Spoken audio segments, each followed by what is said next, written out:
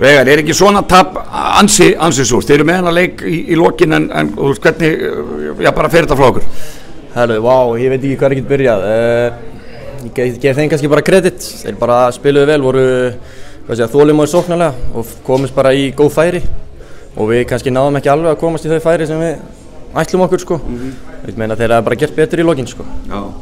Þannig að þeir eru einhverjum 10 stigum yfir, lítið eftir, en svo bara þeir setja sín skot og þið ekki bara. Já, þeir bara gera þetta vel, sko, bara prosti þeirra og við þurfum bara gera betur næst, það er eiginlega næst við ætlum að segja, sko. Já, en bara ykkar staða, hvernig er staðan á okkur núna og fara að styttast í úrslitakeppni? Það var svona úrslitakeppnis fílingur í loftinu, hvernig líst þér á framhaldið í okkur? Það er bara vel, sko, við erum að bara undirbúa okkur og þetta var bara mjög góður undirbúningur, þetta var bara hörkuleikur.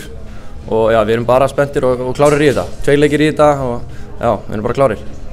Já, þín framistæð hérna í kvöld, varstu ekki bara nokkuð sáttur með þig og ykkur bara, þið spilið, þið eru með að leika en bara rétt í lokin? Jó, eins og ég segi, þetta eru bara einhver skot sem að falla ekki. Ég var með þrist í lokin, ég geta komið okkur þarna yfir.